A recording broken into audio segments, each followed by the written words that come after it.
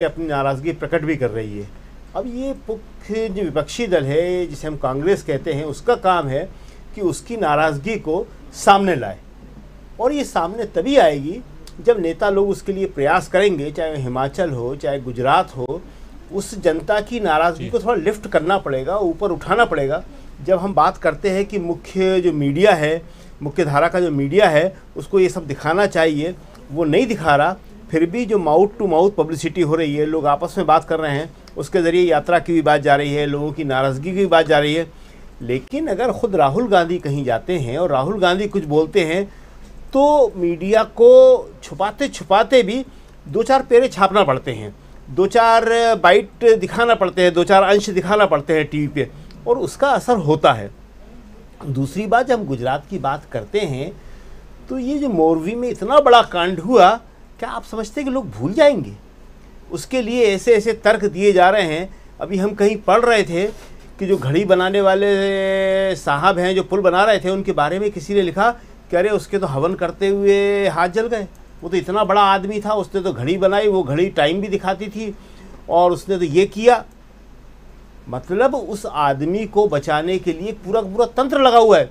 तो जिनके लोग मरे हैं, जो भी लोग संवेदनशील हैं, जो आम जनता है, क्या इस बात को हजम कर पाएगी?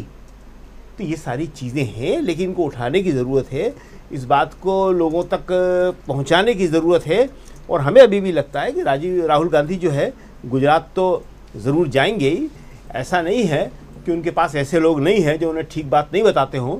उन्हें ये बात बताई जाएगी कि अगर आप नहीं जाओगे तो गुजरात, जिसमें लगातार 95 से बीजेपी की सीटें कम होती चली जा रही हैं, 2002 के बाद से कम होती चली जा रही हैं। और बिल्कुल सही कहा अभी सुनील जी ने, बहुत बड़ी बात है, बड़ी इंपॉर्टेंट बात है ये, कि हिंदुस्तान में किसी राज्य में अगर सबसे ज़्यादा ध्रुवीकरण कहीं हुआ है तो गुजरात में।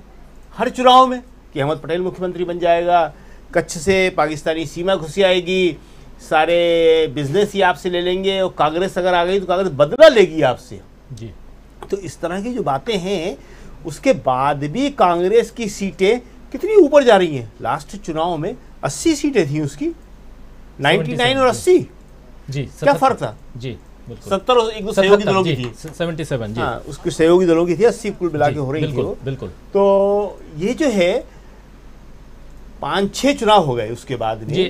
विनोद जी कुछ जोड़ रहे हैं जी विनोद जी। नहीं, शकील भाई सही कह रहे हैं, 77 प्लस 3 सीटें थी, 3 सीटें, एक एनसीपी और 2 बीटीपी की, तो कुल मिला के कांग्रेस प्लस सीटें 80 थी। तो लगातार कांग्रेस वहां पे लड़ रही है, और कांग्रेस वहां पे कभी भी कमजोर नहीं हुई, गायब नहीं हुई। और हर चुनाव में, जैसे भी सूरत का जिक्र हो रहा था, इससे पहले भी हम लोगों ने सारे चुनाव देखे हैं और कवर किए हैं, हम भी बहुत चुनाव वहाँ गए हैं।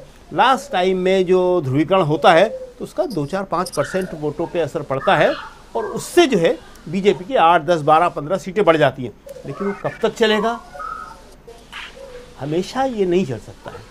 आखिर लोगों की बात समझ में आ रही है कि मरने वाला वहाँ मोरवी में हिंदू मुसलमान सब था, महंगाई का असर सब पे हो रहा है, बेरोजगारी का असर सबसे हो रहा है, और सबसे बड़ी बात कि गुजराती जो है धंधा करने वाला आदमी है, गुजराती इस बात को अच्छी तरह समझ गया कि गुजरात के अंदर, गुजरात के बाहर, देश में और विदेश में, हर जगह उसे अब अपनी छवि को लेकर सफाई देना पड़ रही है। व्यापार करने वाला आदमी कभी ये नहीं चाहता कि उसके व्यापार में कोई बाधा आए, वो सबसे मिलजुल के काम करना चाहता है। तो हमें लगता है कि गुजरात में भी चेंज होगा, हिमाचल में भी चेंज होगा, लेकिन उसके लिए कांग्रेस को प्रयास करना पड़ेगा, चुनाव को चुनाव की तरह ही लड़ना पड़ेगा। यात्रा अपनी जगह है, यात्रा की कामयाबी अपनी जगह है, चुनाव अपनी जगह है, और चुनाव जो है वो अपने तरीके से ही जीतना पड़ेगा, लड़ना पड़ेगा जी। बिल्कुल। लेकिन चुनाव की बात राजीव जी